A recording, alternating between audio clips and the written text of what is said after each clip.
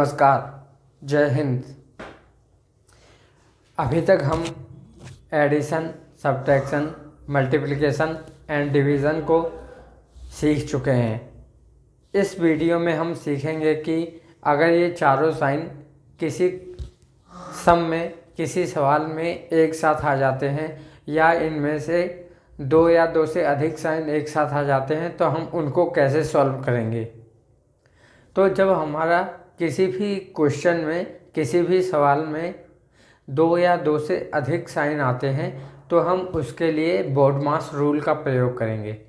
इसलिए आज की क्लास में बोडमास रूल के बारे में पढ़ेंगे।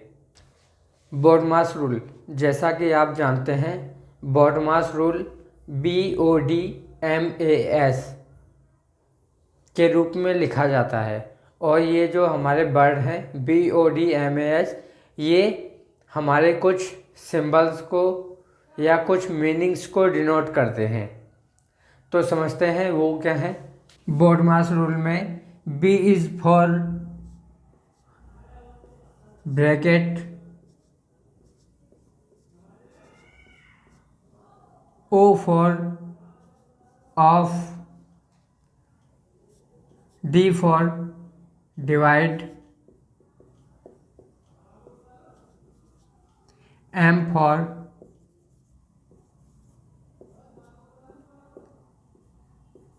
Multiply, A for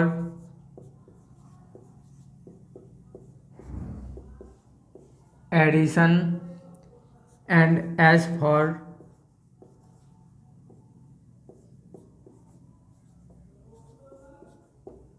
subtraction. चलिए इनको हम हिंदी में समझ लेते हैं। ब्रैकेट को हिंदी में कोष्टक कहते हैं। ऑफ मीन्स होता है का, डिवाइड मीन्स भाग, मल्टीप्लाई मीन्स गुणा, एडिशन मीन्स जोड़ और सब्ट्रैक्शन मीन्स घटाना होता है। बोडमास रूल में हम B फॉर ब्रैकेट के लिए हमें मालूम है कि ब्रैकेट मेनली 4 टाइप्स के होते हैं।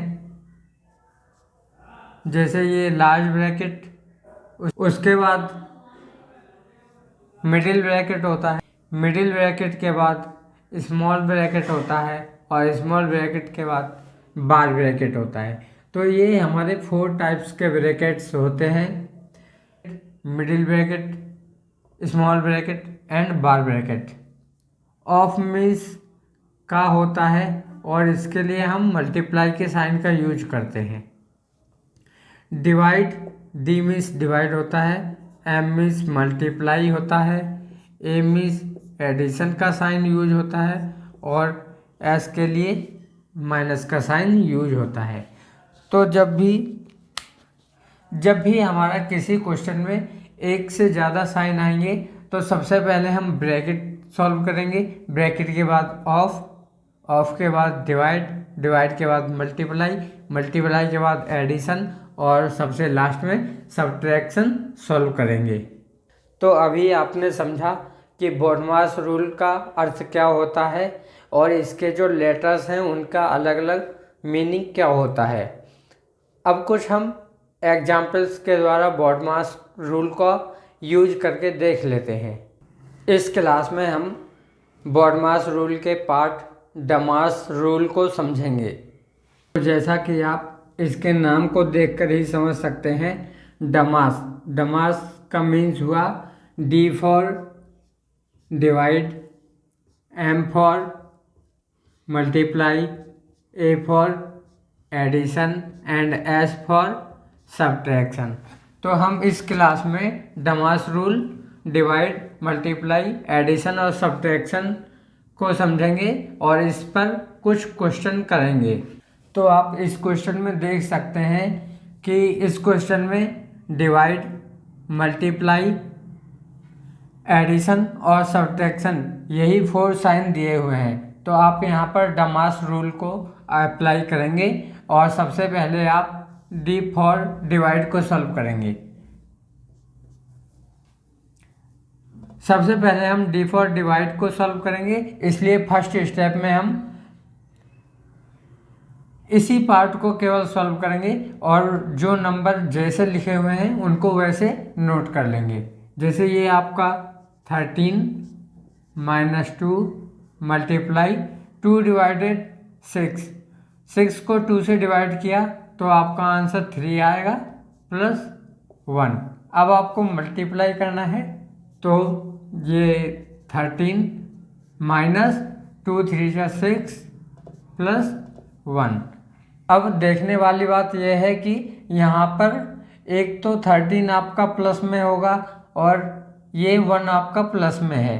13 प्लस में इसलिए है क्योंकि जब किसी भी नंबर के आगे कोई साइन नहीं होता है तो उसे प्लस में मानते हैं। तो हम 13 और 1 को प्लस कर लेंगे पहले।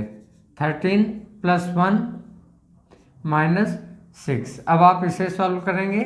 13 + 1 14 होता है -6। जब आप इसको सॉल्व करेंगे तो आपका आंसर आएगा 14 - 6 8 और ये आपका आंसर है। अब इस क्वेश्चन को सॉल्व करने के लिए हम देखेंगे कि यहाँ डिवाइड प्लस मल्टीप्लाई और माइनस के साइन ही दिए हुए हैं तो यहाँ भी बॉडमास रूल में से डमास रूल ही अप्लाई होगा। तो देख लेते हैं। सबसे पहले हमको ये डिवाइड सॉल्व करना है तो 5 से जब हम 30 को डिवाइड करेंगे तो 6 आंसर आएगा। नेक्स्ट पोर्शन को आप जैसा है वैसे ही नोट कर लेंगे। अब आपको ये मल्टीप्लाई करना है तो 6 + 6 2 जा 12 - 3। उसके बाद हमें एडिशन करना है तो 6 + 12 18 होता है -3। अब आप सब्ट्रैक्ट कर देंगे तो ये इसका आंसर हो गया। आप इस क्वेश्चन को इस तरह से बहुत इजीली स्टेप बाय स्टेप करके सॉल्व कर सकते हैं। अब थर्ड एग्जाम्पल में हमें ये एक क्वेश्चन दिया हुआ है, आपको इसे सॉल्व करना है। तो चलिए इसको हम सॉल्व कर लेते हैं। सबसे पहले हम डिवाइड को सॉल्व करेंगे तो आप 10 + 4 × 2 - 5 डिवाइडेड बाई 5 होता है 1। अब आप मल्टीप्लाई को सॉल्व करेंगे, ये होगा 10 + 2 4 जा 8 -1। इसके बाद हम प्लस करेंगे एडिशन। 10 + 8 18 होता है -1। अब सब्ट्रैक्शन कर लेंगे हम तो इसका आंसर 17 आ जाएगा। तो इस तरह आप देख सकते हैं कि हम step by step Damas rule को बहुत इजीली सॉल्व कर सकते हैं। अपनी नेक्स्ट वीडियो में हम बॉडमास रूल को समझेंगे कि जब हमारा बॉडमास रूल पूरा अप्लाई होता है तो क्वेश्चंस को हम कैसे सॉल्व करते हैं। तब तक के लिए आपके लिए एक होमवर्क है, आप इस होमवर्क को सॉल्व करके कमेंट करेंगे। आप सभी इस इजी से क्वेश्चन को सॉल्व करके कमेंट बॉक्स में इसका आंसर देंगे। Thank you. हमारा ये वाला वीडियो कुछ बड़ा होता जा रहा है, इसलिए हम बॉडमास रूल को अपने नेक्स्ट वीडियो में समझेंगे। तब तक के लिए धन्यवाद।